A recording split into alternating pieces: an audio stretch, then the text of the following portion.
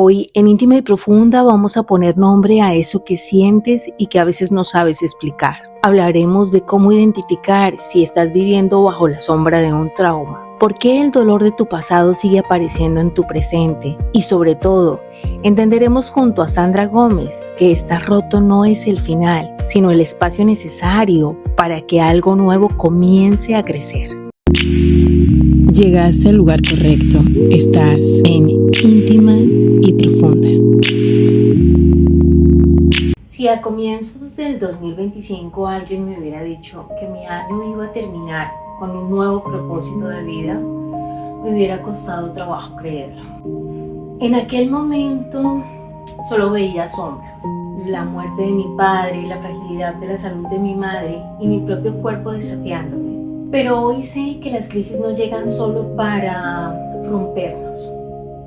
A veces llegan para abrir un espacio para que pueda entrar esa luz que no conocíamos.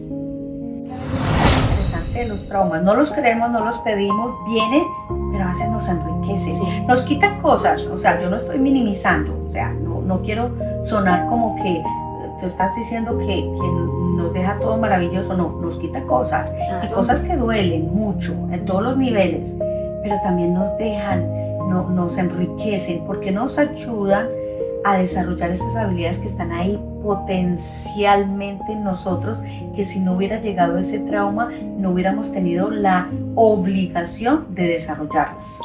Atravesar ese túnel me hizo entender que ninguna persona debería cruzar solo ese sendero del duelo o de la enfermedad.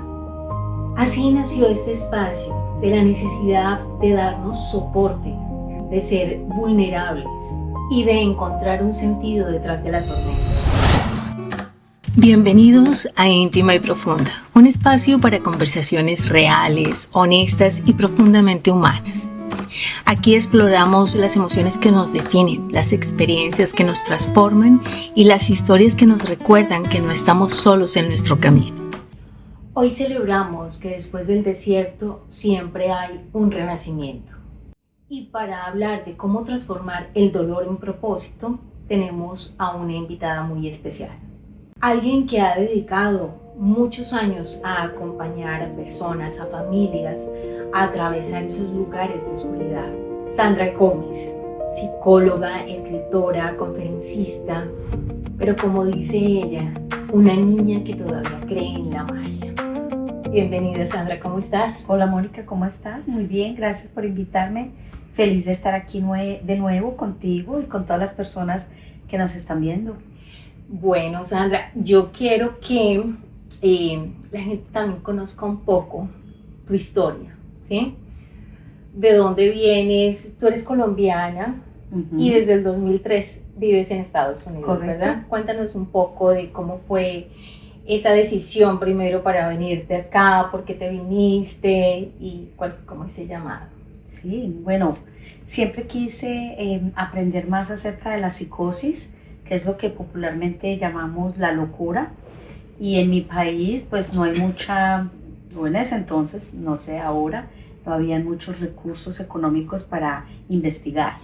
Entonces dije, bueno, yo tengo que ir y quiero hacer mi doctorado.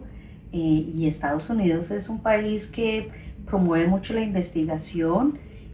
Además que había sido difícil para mí aprender inglés, a pesar de que estuve tomando clases. Entonces el idioma no se me quedaba y los grandes, digamos, investigaciones primero salen en inglés y yo dije, tengo que saber inglés. Bueno, me vine de viaje, de paseo, y en ese proceso de estar de paseo a explorar, me di cuenta pues que no era, bueno, me enamoré y en vez de seguir la vía de irme a la universidad, hacer mi doctorado e investigar acerca de la psicosis, pues me hice otro doctorado que se llama el doctorado de la familia, que es construir un hogar y estar con los hijos. Entonces, desde que llegué, a los 2 meses conocí a mi esposo, quien es mi esposo hoy, y empezamos a trabajar, a construir nuestra familia. Entonces, he trabajado como psicóloga desde que llegué, pero no me he enfocado en esa área que quería. Bueno, en estos momentos no sé si lo vaya a hacer o no, pero he podido acompañar como muchas personas en esto que me apasiona, que es acompañarlo en ese proceso de crecer, de superar dificultades a nivel psicológico. Bueno, pero tú estudiaste psicología en Colombia. Sí, soy psicóloga colombiana. Y en Colombia tengo entendido que tú pudiste acompañar a muchas personas víctimas de violencia, de secuestros o de este tipo de traumas que son tan comunes en nuestra sociedad colombiana, ¿verdad? Sí, cuando me gradué ya tenía una corporación y trabajábamos con el Ministerio de Educación. Con ellos viajábamos a diferentes lugares, mis socias y yo, a trabajar y a vincular pues como todo el equipo de la escuela, estudiantes, maestros, padres de familia.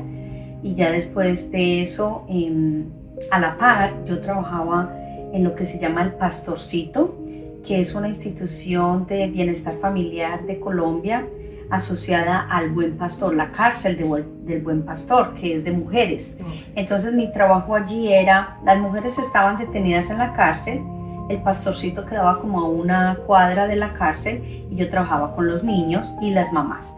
Entonces trabajaba acompañando emocionalmente a los niños y su desarrollo, iba a la cárcel a ofrecerles terapia a estas mamás. Entonces fue un trabajo extraordinario conocer todo ese sistema carcelario, sí, y acompañar pues a estas mujeres y sus niños, porque la idea de que el Pastorcito estuviera cerca es para seguir fomentando como ese vínculo entre la mamá y el hijo. Después de ahí, entonces me resultó la oportunidad de trabajar con el Ministerio de Defensa y estuve trabajando cubriendo la parte norte del país. Entonces, ¿la costa? Sí, Barranquilla, Cartagena, Santa Marta. Y luego me trasladaron a Sincelejo, donde estuve más tiempo ahí en Sincelejo, que es otra ciudad de Colombia. Bueno, estamos hablando de ciudades colombianas, y ahí estuve un buen tiempo. ¿Qué es el Gaula? Para aquellas personas que nos están viendo de todas partes del mundo, el Gaula es una entidad del Ministerio de Defensa, específicamente que se encarga de todo este asunto complejo del secuestro en nuestro país. Entonces yo era la psicóloga del Gaula y lo que yo hacía era acompañar a las familias que tenían un secuestrado en todo este proceso, que es supremamente angustiante, y nos podríamos quedar aquí hablando horas y horas del asunto tan complejo y lo particular de este trauma, ¿cierto? Y también acompañar a las personas después del rescate o después de la liberación del secuestro. Entonces, ambas cosas. Claro, porque esa parte también es bien complicada, ¿no? Volver a integrarse a la sociedad y todo es bien, son muchos traumas de por medio, pero bueno, se lo dejaremos para otro episodio. Pero bueno, empezaste a hacer toda esta labor tan interesante, tan apasionante, pero cuando estabas en Colombia, ¿cuándo descubriste que realmente la psicología iba a ser lo tuyo? ¿Cuándo dijiste, esto es lo mío? Este es mi propósito, eso es lo que yo quiero hacer en la vida, acompañar a las personas, ayudarlas. ¿Cómo supiste eso? Bueno, era un asunto que estaba innato en mí y siempre yo dije, quiero hacer algo en la vida, que yo lo voy a hacer con mis propios recursos, que no voy a necesitar una máquina, que no voy a necesitar algo para desempeñarme. Sí. Y siempre desde pequeña me interesaba todo esto de la mente, cómo funcionaba, cómo ayudar a las personas, como muy líder, muy inquieta desde pequeña. Cuando estaba en el bachillerato, lo que aquí en Estados Unidos conocemos como la high school, pues llega el momento en que uno dice, bueno, ¿y entonces qué voy a hacer? ¿Qué carrera voy a elegir? Me gustaba mucho la arquitectura, pero tengo un problema que me sudan mucho las plantas de las manos y los pies, entonces era un asunto complejo para hacer planos y eso. Y algún día, hablando con mi mejor amigo, en la escuela, me dijo, yo dije, bueno, pues no sé qué voy a seguir. Siempre tuve mucha admiración por las psicólogas, pero jamás pensé que yo podría ser una. Okay. Y me encantaba porque las psicólogas saben de todo. Y iba a visitar la psicóloga de la escuela, como para asuntos míos y de crecimiento personal. Y él me dijo, ay, tú deberías ser psicóloga. Y yo le dije, ¿cómo así? Sí, mira, todo el mundo te buscamos para que nos escuches, para que nos des consejos, tú eres buenísima con eso.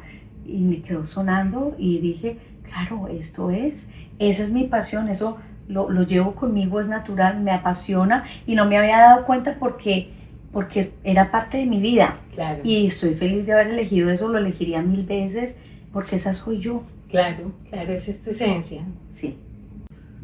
¿Hubo algún evento o alguna situación en tu vida con la que tuvieras que vivir, que lidiar o algo así, que te hayas llevado como al mundo de la psicología de una u otra manera? Claro que sí, Mónica. Mira, en la medida que yo estaba creciendo, porque soy de Antioquia, un pueblito bien paisa, y el asunto del alcohol es algo muy aceptado socialmente. Entonces vamos a decir que muchas cosas del alcoholismo estaban muy cercas a mi vida y a mi familia, Sí. y eso me afectaba muchísimo a mí, Claro. a nivel personal. Entonces, claro, yo también empecé a ver a una psicóloga cuando estaba en el bachillerato, en la high school como mencionábamos, para asuntos muy puntuales, pero cosas que me dolían y me generaban pues como estrés, bueno, soledad, un montón de cosas, porque vivía con una persona en mi casa muy cercana que amaba mucho, que tenía problemas de alcohol. Ok, tienes que lidiar con esa situación. Entonces, claro, porque el alcoholismo usualmente, la mayor parte del alcoholismo, como lo viven las personas, es un consumo diario. Es muy raro el alcohólico que tiene consumos muy apartados, esporádicos, pero lo más común es el diario. Entonces eso empezó a acercarme mucho a ese asunto de la psicología. Y cuando empecé a estudiar psicología, yo estuve en terapia muchísimo tiempo, trabajando cosas internas. Claro. Y de hecho recuerdo, ya estaba estudiando como psicóloga, que en una de las sesiones con una terapeuta fue que pude decir, esta persona es alcohólica. Era un asunto que no se podía hablar en mi familia. O sea, todos lo sabíamos, pero la palabra no está, eso no se habla, eso no se dice. Sí. Y cuando yo en terapia dije, esta persona es alcohólica. Y yo llegué a mi casa y días después dije, es que estamos lidiando con el alcoholismo de esta persona. Me miraron como, ¿y tú qué? ¿Por qué dices eso? ¿Cómo te atreves a decir eso? Sí. No me lo dijeron, pero su lenguaje corporal rostro, era como, wow. Pero bueno, ya en ese entonces yo tenía mis estrategias y lo fui introduciendo ese concepto poco a poco. Y yo pienso que nos ayudó a todos, porque después todos como grupo familiar pudimos ayudar como a esta persona a superar. Y yo pienso que esta persona ya no vive. Y creo que mis hermanos pudieron disfrutar a esta persona sin el alcoholismo. Wow. Y poder disfrutar ese ser tan hermoso. Porque es que muchas personas detrás del alcoholismo esconden un montón de cosas. Mira, te voy a contar una cosa, Mónica, interesantísimo, y de todos los que nos están viendo. Cuando uno empieza, bueno, no solo en la psicología, sino en muchas cosas, pero es algo muy popular en la psicología que dice, a lo que tú no quieres hacer, eso te va a tocar. Entonces, cuando yo empecé a estudiar, yo dije, bueno, definitivamente no quiero trabajar con alcohol y drogas. Odio ese tema porque era un asunto doloroso para mí. Tocaba tus fibras. Claro, y no quiero trabajar con niños por otro asunto doloroso que quizá ahorita más adelante les cuento. ¿Y ustedes qué creen? Mire, empecé trabajando con niños de mujeres encarceladas. Saqué mi certificado para trabajar con personas con problemas de uso de sustancias, y además de tiempo completo trabajo para el gobierno, trabajo para el Departamento de Salud del Condado del Agua aquí en Illinois, y trabajo para el departamento específicamente de niños. Imagínate. Entonces a veces esos fantasmas nos toca enfrentarlos porque llegan, no importa ya o en 20 años, pero llegan. Y yo pienso que es algo bonito de la vida, Mónica, porque la vida nos dice, esto tienes que superarlo, y tienes que superarlo, y está bien. Y te da las herramientas por el camino justamente para hacerlo y para llegar allá. Y esta es como la graduación, es decir, ya lo superaste, porque mira, ahora estás acá en lo que no querías y le oías tantas veces, ahora estás acá y te lo está poniendo al frente. Sí, y lo puedes, ¿vale? Maravilloso, y eso de la graduación lo puedo hacer y lo hago desde un lugar tranquilo, sano y sin dolor. Claro. Hacemos una pausa breve porque quiero preguntarte algo. ¿Te identificas con esto que Sandra está mencionando? A veces cargamos maletas que no son nuestras. Si esto te está resonando, escribe la palabra sano en los comentarios.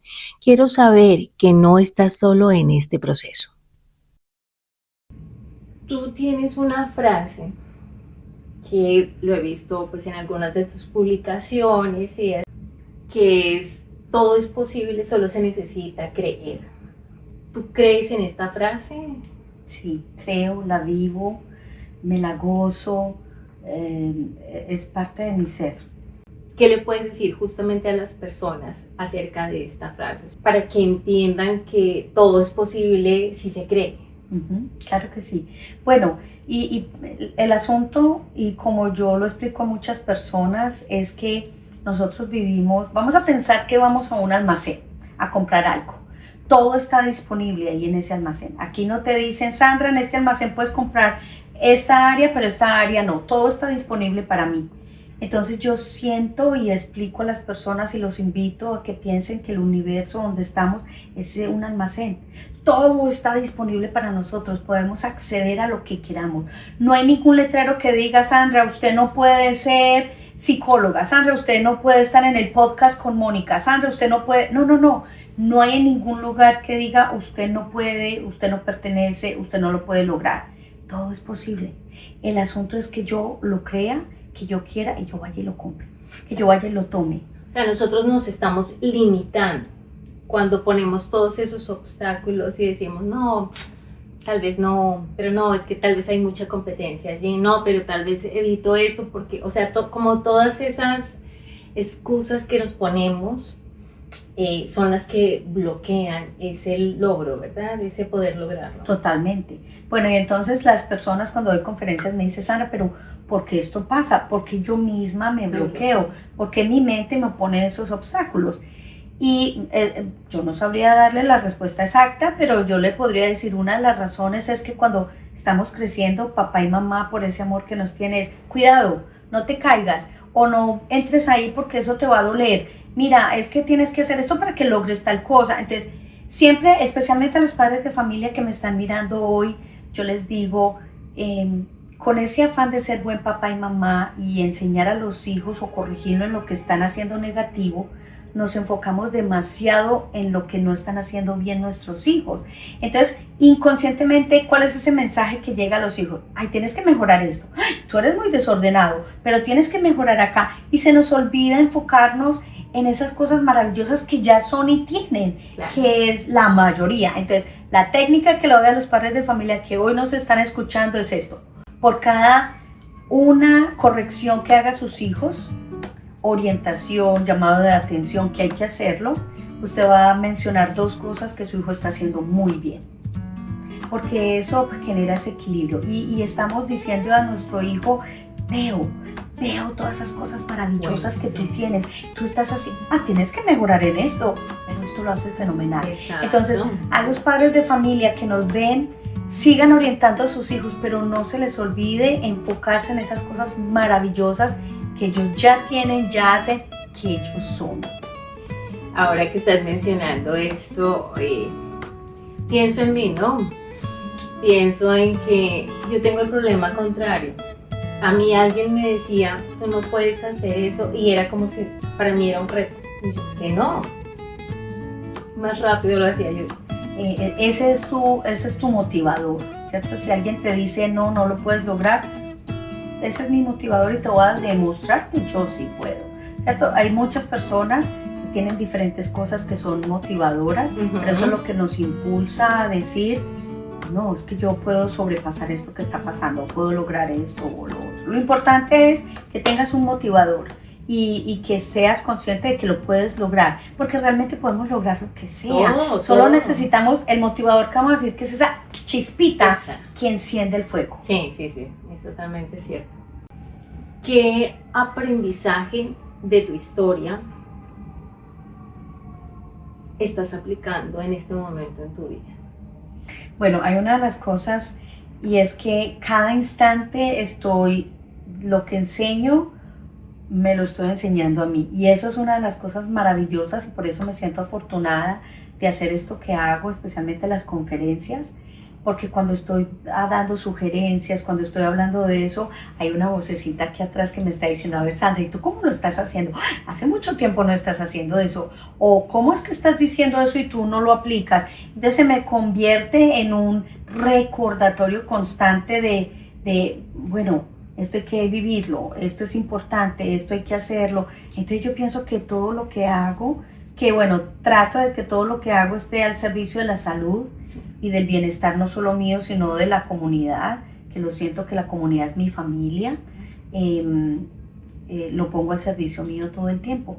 Y también muy agradecida con las personas que van a consulta y que abren su puerta para conocer sus vidas, su dolor, porque eso me permite aprender de ellos, me permite decir, ay, qué maravilla, tengo una vida fenomenal, qué bueno que a mí no me tocó pasar eso, o no me pasó en esas circunstancias, y tener esa voz de aliento, decirle a la persona, bueno, usted pasó por esto, yo o otras personas también hemos pasado por situaciones difíciles, pero se puede, ¿sí? Y bueno, y tengo un montón de técnicas que trabajo en terapia para ayudarle a las personas a no quedarse ahí, como en esa situación que nos aprieta, nos hunde, no nos deja progresar. Y también a medida que das soporte o ayudas a alguna persona, te vas inspirando tú también, ¿no? Aparte de que vas aprendiendo, te vas inspirando, te vas motivando, porque igual cada persona es un ejemplo, ¿no? De resiliencia, de cambio, de decir, wow, esta persona, ¿cómo hizo? Se pregunta uno, si uno sepa las herramientas, uno no deja de sorprenderse y de aprender diariamente con las personas. Totalmente, y estás hablando de resiliencia. Ahorita quiero explicarte un poquito ese asunto de la resiliencia, porque mucha gente de pronto lo está escuchando por primera vez y dice que es resiliencia, pero es algo que todos tenemos. Lo que pasa es que unos la tenemos en un nivel más alto que otros, así como tú decías, yo sé que yo puedo, tú debes tener un nivel de resiliencia bien alto, Mónica, pero la resiliencia es esa capacidad de sobreponernos a las situaciones difíciles que nos pasa la vida. Y a todas las personas yo siempre les digo, si estás esperando a que resuelvas este problema para ser feliz, cuando resuelvas te va a llegar otro. Claro. Entonces no pospongas tu felicidad, no pospongas sentirte pleno, porque estar en esta dimensión implica tener problemas, claro, de una u otra manera. Entonces no esperes más. No esperes más sobrepasar esta situación, sino ahorita di, bueno, estoy viviendo esto, después va a venir otro, pero quiero disfrutarme en lo mayor que yo pueda, como mi vida, mi ser y todo lo que tengo acá. Bueno, y con todo respeto a aquellas personas que están pasando por una situación difícil de dolor, que a veces uno cuando está en dolor no puede conectarse con la felicidad, pero el mensaje es, si estás en dolor, ahorita con tanta tecnología que tenemos, de médicos, tecnológica, de técnicas psicológicas, bueno, a buscar ayuda. Sí. Esto que Sandra acaba de explicar es vital. Si conoces a alguien que hoy está pasando por un momento de oscuridad y siente que no hay salida, este es el momento de compartirle este video. A veces una palabra a tiempo es el inicio de una sanación. ¿Es posible crecer después de una experiencia traumática? Es posible crecer y es posible crecer muchísimo. Ahora, también depende de la decisión de la persona. El trauma llega y yo puedo quedarme ahí atrapada, viviendo, reexperimentando ese trauma. Puedo quedarme ahí como víctima o puedo elaborarlo y decir, pues esto me pasó, me fortaleció, me enseñó esto, me ayudó a desarrollar estas habilidades. Es que a veces eso es lo interesante de los traumas. No los queremos, no los pedimos, vienen, pero a veces nos enriquecen. Sí. Nos quitan cosas, o sea, yo no estoy minimizando, o sea, no quiero sonar como que tú estás diciendo que nos deja todo maravilloso. No, nos quita cosas, claro, y cosas que duelen mucho en todos los niveles, pero también nos dejan, nos enriquecen porque nos ayudan a desarrollar esas habilidades que están ahí potencialmente en nosotros, que si no hubiera llegado ese trauma no hubiéramos tenido la obligación de desarrollarlas. Justamente en la introducción estaba mencionando eso, ¿no? Después de esa oscuridad, de esa sombra, se abre como una puertecita para que entre la luz y para que nos deje ver muchísimas cosas que tenemos escondidas o que a veces no somos ni siquiera conscientes de que las tenemos. Entonces esa lucecita que se abre en medio de la oscuridad nos permite ver esa, ¿verdad? Sí, y de hecho si no hubiera oscuridad no sabríamos que hay luz. Exacto. ¿Qué es el crecimiento postraumático? Bueno, se entiende de que después de que hay un evento traumático, tú logras seguir adelante y vamos a decir que quedaste en una situación mejor de la que estabas, porque eso te enriqueció, ¿cierto? Entonces, hay un asunto, porque la gente puede decir, ¿cómo así que es eso del trauma? Y cuando doy conferencias, créanme, especialmente con médicos, ellos están pensando el trauma físico, se quebró la mano, no, estamos hablando de trauma psicológico. Sí. Y cuando hablamos de trauma, no estamos hablando de los eventos difíciles de la vida que todos tenemos. Para que sea un evento traumático es que, o para que yo me haya traumatizado en ese evento, es que yo realmente tengo ciertos síntomas que afectan mi funcionamiento de vida. Entonces se ve alterado el sueño, se ve alterado la atención, el estado de ánimo. Hay lo que conocemos flashback, que son como que vuelve y regresa esos pensamientos y se viven, se experimentan como si estuvieran ahorita. Entonces, por ejemplo, alguien tuvo un accidente de carro, está sentado frente al televisor y ve un accidente de carro y se estremece el cuerpo y puede empezar a llorar porque no se está accidentando, pero está viviendo todo lo que pasó en ese momento traumático. Bueno, y el asunto del trauma es un asunto tan complejo, Mónica, que ojalá me invites y hablamos específicamente del asunto del trauma, porque todos nosotros a veces, yo diría que casi la mayoría hemos pasado por eventos traumáticos que nos ha tocado de una u otra manera sobrepasar. Mucha gente no, y todavía sigue con esa herida interna, y por eso la disfuncionabilidad en las relaciones de pareja, porque lo voy a explicar de esta manera. Si a mí me duele mi mano porque me la quebré, tuve un evento traumático, y mi pareja o mi amiga viene y me dice, hola, ¿cómo estás? Me quiere dar afecto, me quiere conectar conmigo. Yo no siento eso positivo, yo siento como, ay, me duele, me estás haciendo daño. Claro. Pero esa persona no te está haciendo daño. Tú lo interpretas, lo sientes como algo doloroso, pero es por tu trauma, por por esa herida emocional. Y entonces yo a las personas les digo, no es una herida externa que se ve, es una herida del alma, es una herida interna, y podemos vernos perfectos y que estamos muy bien, y por dentro tener mucho dolor. Y esas son las más difíciles, justamente, ¿no? Porque no somos, lo que acabas de decir, no somos muchas veces conscientes de que existen, de que están ahí. No las hemos trabajado porque lo que hicimos fue ponerle como una cobijita encima y seguir andando adelante. Entonces esos aparecen en esos momentos y te traen las memorias para hacerte recordar que tienes que trabajarlas. Y lo interesante de eso, Mónica, es que no lo trabajamos, y gran parte es porque la sociedad no nos invita y no hablan de esto. Esto de la salud mental lo estamos hablando en los últimos años, y yo pienso que ese fue uno de los regalos que para mí nos dejó el COVID, el aumentar el nivel de conciencia de salud mental. Pero y para aquellos fanáticos de Juanes, el cantante colombiano paisa de mi área, en una entrevista que estaba haciendo, él decía, es que yo tenía depresión, yo desde los 14 años pasaba algo conmigo que ya después con el tiempo pude entender, porque en ese entonces eso no se hablaba, pero ahorita él ya lo habla abiertamente en las entrevistas, y qué bonito. Gracias, Mónica, porque este espacio es un espacio de íntima y profunda para poder hablar de estas cosas que a veces se nos hace difícil hablarlos con los amigos o con la familia. Claro que sí. Imagínate, te voy a contar una experiencia. Hace 2 días estoy en una liga de puro fútbol acá. Está haciendo un trabajo hermoso con la comunidad. Entonces los niños llegan a entrenar y tienen su campeonato de fútbol, y los papás, mientras los están viendo, entonces estoy yo hablándoles de salud mental, porque usualmente los papás, especialmente cuando emigran, y muchos latinos tienen mucho tabú. Entonces estaba yo llamando a un grupito, acercándome a un grupito de personas a hablar acerca de una técnica para mejorar nuestra salud mental, y había una parejita por ahí un poco distante y les dije, venga, acérquese. Y la señora toda emocionada para venir a acercarse y el esposo dijo, no, nosotros no vamos, nosotros no estamos locos. Y entonces el asunto es que todavía en estos días hay muchas personas que piensan que hablar de salud mental es un asunto de locos.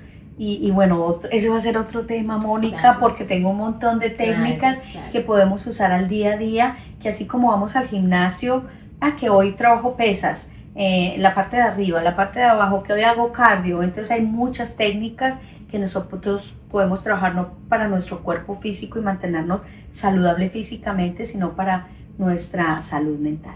Pero es que además ser conscientes de eso y buscar ayuda nos ayuda a aliviar el peso que llevamos a cuestas, que no somos conscientes, pero que nos mantiene muchas veces estresados, serios, cansados, como que no nos gustan muchas cosas.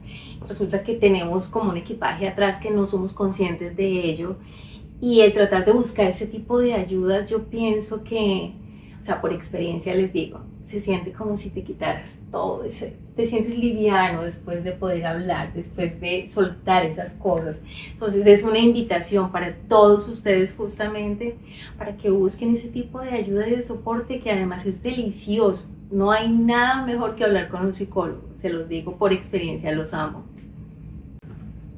¿Cómo se diferencia una verdadera transformación de simplemente seguir adelante en la vida? Mira, Mónica, lo voy a explicar con un ejemplo. Me encantan los ejemplos. Sí. Bueno, imagínense que usted está estresada, ¿cierto? Y usted se sentó a ver su programa favorito porque necesitaba relajarse. Y mientras está viendo su programa favorito, usted está bien, se ríe, siente que ya, todo se le olvidó. Se termina su programa y usted vuelve a estar de la misma manera como estaba. ¿Ese programa realmente la relajó o la distrajo? Te distrajo, no te relajó. No te relajó. Pero si estás así con esa sensación de estrés, tú te vas a caminar o tejes, en fin, lo que tú quieras hacer, y después de que tú terminas de hacer eso, lo que sientes es, estoy más relajado, más tranquilo, eso te ayudó. Entonces, exactamente lo mismo que pasa con las situaciones de la vida. Si una situación de la vida es difícil y tú simplemente sigues adelante, pero tú lo estás sintiendo adentro, cualquier situación similar a esa te dispara o te hace sentir mal o evitas, porque eso es lo más común. Eso es lo más común. Evitar, no, yo seguí adelante, pero no te das cuenta que lo que estás haciendo es evitando esa situación. Sigues adelante en otras áreas de tu vida, pero usualmente esa área que vamos a decir que fue la traumática o la difícil, tratas de no abordarla, pero hay una que se queda ahí. Y de pronto al principio no se nota mucho, pero con el tiempo esa situación que no se ha resuelto te estanca, te devuelve o te paraliza en otras áreas de tu vida. O sea, no te permite explotar todo ese potencial que tú tienes. Claro, simplemente por no enfrentarlo y por no, lo que tú dices, evadirlo, ¿no? A veces uno evade, uno sigue adelante y uno dice, bueno, esto ya, dejémoslo acá, no quiero hablar del tema, dejémoslo ahí porque me incomoda, me molesta, entonces no hablemos de eso. Sigamos adelante y sigues así súper animado resolviendo otras cosas, pero la cuenta está ahí y te la pasan en algún momentico. O aprendes la lección por ese lado, enfrentándola en algún momento, o a través de tus hijos, a través de algún familiar, de algún amigo, pero la historia se va a presentar al frente tuyo. Totalmente. Hasta que lo superes. ¿Qué riesgo existe cuando tratamos de evitar nuestras emociones? Bueno, el riesgo es hacernos daño, porque las emociones es algo natural, las necesitamos, y no conectarnos con ella, pues es como si nos estuviéramos quitando miembros de nuestro ser. Y entonces cuando no nos conectamos con cierta emoción, es como cuando tenemos en la mente prendido un bombillo de alerta de cuidado en esta área, no, entonces la vida no se vuelve espontánea y tranquila, sino que tú tienes que estar cuidando de no acercarte a esas áreas que son difíciles.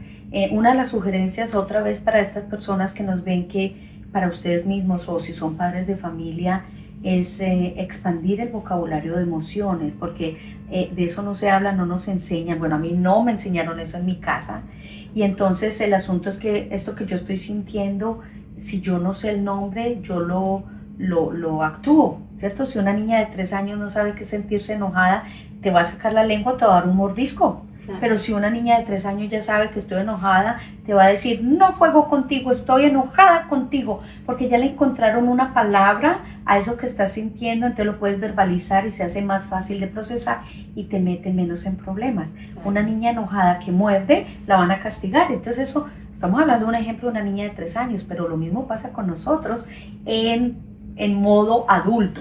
Sí, claro. ¿Cómo podemos reconocer que estamos realmente sanando? Yo creo que tú empiezas a sentir, en vez de más pesadez, más confusión, más angustia, poco a poco tú empiezas a sentir algo que, como tú lo describías hace un momento, Mónica, es una sensación que a veces no tiene palabra porque cada uno lo vive de una manera diferente, pero tú sabes que es algo rico, que algo que quieres, algo que aliviana, algo que enriquece, algo que te reconecta contigo mismo, ¿sí? ¿Qué patrones observas en las personas que logran convertir una crisis en una oportunidad de crecimiento? Usualmente lo que observo es una persona más confiada de sí mismo, porque esto simplemente les muestra yo puedo. Y es interesantísimo porque entonces ellos se vuelven motivadores para otras personas, como queriendo decir, mire, si yo lo logré, tú lo puedes lograr. Y si se logró, es que sí se puede. Entonces, y estas personas lo empiezan a identificar tan fácil como un antes y un después. Y además que es que estas crisis, aquí suena muy fácil, crisis, pero cuando uno está en una crisis, el asunto es que se mueve un montón de cosas y uno no ve salida. O sea, realmente es doloroso y muchas veces no solo emocional, sino físico. Sí, claro. En todo el ser.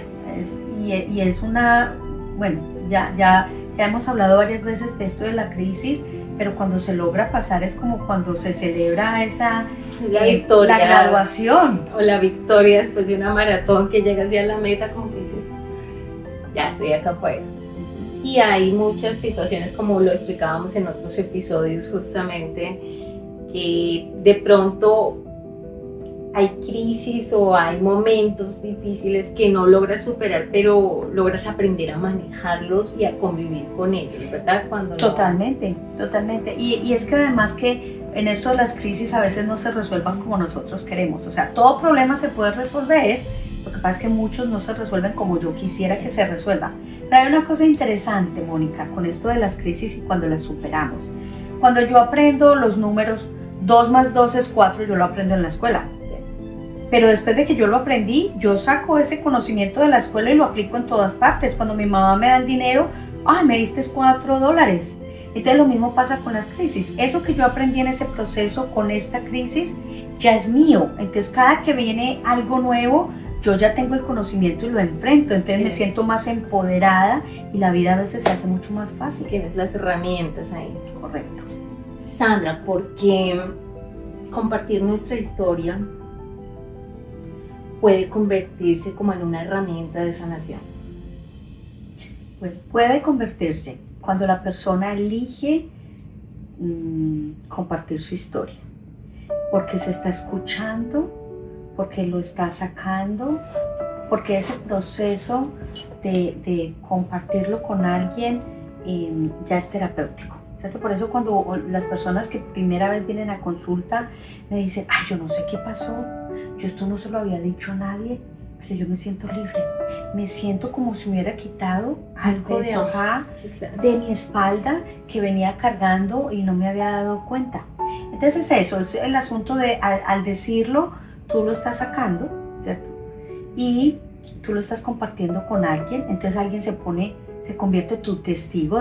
De hecho, cuando estamos trabajando trauma, estoy certificada en trabajo con trauma, una de las técnicas que trabajamos con los niños y los adolescentes es que en la última sesión invitamos a alguien que es un adulto a que escuche su narrativa, porque se convierte en un testigo. Se convierte en un testigo y eso es todo un asunto terapéutico interesantísimo. Bueno, y el asunto también es que al contar la historia, y así la hayamos contado 10 veces, no la estamos escuchando y la estamos reorganizando, la estamos repintando, Y eso también es un asunto muy terapéutico. O sea, para aquellas personas que dicen, no, yo nunca voy a contar esto, a mí no me gusta y yo no soy de las que cuento mis cosas privadas, está bien, no hay problema. Sí. Lo que puedes hacer, porque realmente es muy terapéutico, escríbelo. Escribe todo eso con tanto detalle. Bueno, si estás listo y preparado, no quiero que vayas a hacer algo que te vaya a llevar a una crisis, definitivamente no.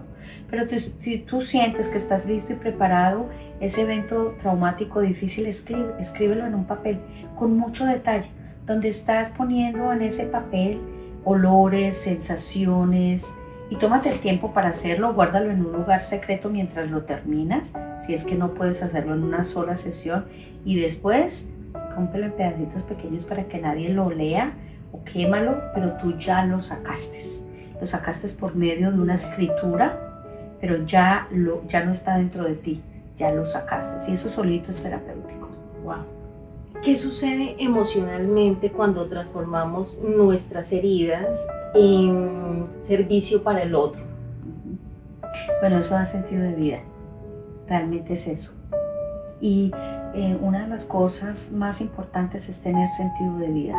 Eso tiene todo un impacto de salud mental y física. Yo no sé si alguno que nos está viendo hoy ha escuchado lo de Blue Zone, que eso fue una investigación que empezó a alguien a identificar, porque en ciertas partes del mundo hay gente que vive tanto tiempo y tan sana, y en esencia lo que se repite en las mismas es que una de las cosas tiene un sentido para vivir. Por eso también las personas mayores cuando se retiran, ¿no? Me haces traer esa imagen. Muchos de ellos, si no encuentran una actividad inmediatamente, no tiene que ser el trabajo, porque no tienes que estar trabajando hasta el día, pues, antes de la muerte de uno, ¿no? Pero sí te retiraste de ahí y puedes encontrar 1.000.000 de actividades que te pueden hacer feliz, pero que te mantienen esa chispa encendida que tú estás diciendo, esa razón de. Y es muy importante porque si no puedes entrar en depresión, que es muy común en las personas mayores, ¿no? Sí, estaba escuchando una información acerca del porcentaje de las personas que mueren después del retiro. Es exagerado y mucho tiene que ver con esto. A veces se enferman y viene la muerte más rápida, o hay un sin sentido, y bueno, esto lo repetí, pero lo cortas, empieza ese asunto de, bueno, ¿para qué seguir? Viene la enfermedad y de hecho viene la muerte más fácilmente. Yo pienso que nosotros, especialmente muchos latinos, entendemos el retiro como que ya terminé. No, el retiro es el retiro del trabajo, pero no terminamos, porque es que el trabajo no puede ser nuestra vida. No. ¿Sí? El trabajo es una partecita de la vida, pero realmente es como transformar el significado que tenemos nosotros de qué es el retiro. Claro. El retiro es, bueno, dejo de trabajar, pero ya tengo el dinero que viene para hacer un montón de cosas que quiero hacer. Se abren las oportunidades y se cuenta con el tiempo para poder explorar el mundo, para viajar, para las actividades. Querías pintar y nunca pudiste, montas tu galería, querías hacer fotografía y nunca tuviste tiempo para eso. Entonces, como para sacar todas esas pasiones que tenemos y esas cositas que tenemos ahí que siempre aplazamos, ¿no? Ahora es la oportunidad. Hablando de un tema súper sonado últimamente en todas partes, es el tema de la resiliencia. ¿Cómo podemos entender la resiliencia saludablemente? Bueno, Mónica, y de hecho traje 2 cositas acá porque me encanta explicar la resiliencia de esta manera. Vamos a empezar explicándola así. Si yo aprieto esta lata, ¿qué pasa? Y la suelto. ¿Qué vemos? La lata no vuelve a su estado original, ¿cierto? Se queda como estaba. ¿Y qué pasa cuando tenemos una stress ball? Lo aprieto, lo suelto y ¿qué vemos? Queda exactamente igual. Entonces vamos a decir que esa es la resiliencia. Entonces cuando viene un asunto traumático difícil, nos genera una presión en la vida a nivel físico, emocional, económico, lo que sea. Después de que pasamos ese evento que se va, ¿yo cómo quedo? ¿Yo quedo así o yo quedo, de hecho, a veces hasta más fortalecido? Entonces, la resiliencia es un asunto que todos tenemos. Lo que pasa es que el nivel de la resiliencia cambia de una persona a otra. Ahora, ¿podemos incrementar la capacidad de resiliencia? Sí. Entonces, hay factores protectores que nos ayudan a tener un mejor nivel de resiliencia. Por ejemplo, uno muy fácil de comprender es el entorno social, el apoyo social. O sea, y muchas personas podrían decir, uy, no, pero ahí no voy a poder hacer nada porque yo emigré y estoy sola en el país donde vivo. No, estamos hablando de apoyo social, no quiere decir que tiene que ser tu familia. Puede ir al parque del distrito, a las librerías, al departamento de salud, asociarte al grupo de migrantes, ir a tu embajada, ver si hay un grupo ahí. O sea, tener una red social ayuda muchísimo y eso nos complementa como todos esos factores protectores que nos permiten tener mayor resiliencia. No quedarse solo es lo más importante. Métete en clases de alguna cosa, vas a conocer gente que de pronto tenga gustos parecidos a los tuyos y vas a encontrar más conexiones de las que te puedes imaginar. Normalmente no van a llegar a tocarnos a la puerta ninguna de estas opciones, ¿verdad? Tenemos que salir a buscarlas y sobre todo cuando estamos solos. Y también, por ejemplo, en el caso de los migrantes, nosotras somos migrantes, como muchos de los que nos están viendo, y es eso, es buscar esa red de apoyo que está hablando Sandra justamente. ¿Cómo diferenciar optimismo de negación emocional? Bueno, yo diría, a veces es complejo identificarlo, pero yo le diría estar atento a que todo el tiempo es positivo. Ya eso es como una banderita roja. Y siempre hablo de la balanza. O sea, muy importante ser positivos, pero el asunto es que la vida trae las dos cosas. Entonces hay momentos en que uno amaneció y uno no ve las cosas tan fáciles o las cosas no salen tan fáciles y es ok también poder aceptar y abrir ese espacio para esto. Entonces es que estamos conectados con todas esas otras emociones, lo que estamos hablando al principio, están todas las emociones. Entonces cuando solamente todo lo vemos positivo y no nos damos espacio para esas cosas, no es saludable porque tampoco nos permite crecer y también nos está diciendo hay algo ahí que probablemente tú estás evadiendo y estás utilizando ese positivismo simplemente como un mecanismo de defensa. Puede decirse que de pronto es ser deshonestos con nosotros mismos. Bueno, yo pienso que cuando uno no está conectado con la emoción que es, no hay esa honestidad. Lo que pasa es que muchas veces la mayoría de las personas lo hacen y no se dan cuenta, lo están usando como un mecanismo de defensa. Entonces acuérdense que a nivel mental, igual que el cuerpo, tenemos mecanismos para protegernos, el sistema inmunológico. A nivel mental también tenemos ese sistema y funciona maravilloso y son los mecanismos de defensa. Entonces la persona lo está usando y yo no sé que lo estoy usando porque me está defendiendo de eso que me genera mucha angustia emocional. Entonces muchas veces no lo sabemos. Por eso la introspección es tan importante porque a veces nosotros decimos, no, aquí todo está bien, pero cuando sacamos esos espacios a solas y evaluarnos, vamos a terapia, leemos, es cuando vamos a ese espacio de decir, ups, estoy usando esto porque esto me está generando dolor. Claro. Llegar hasta aquí no es fácil.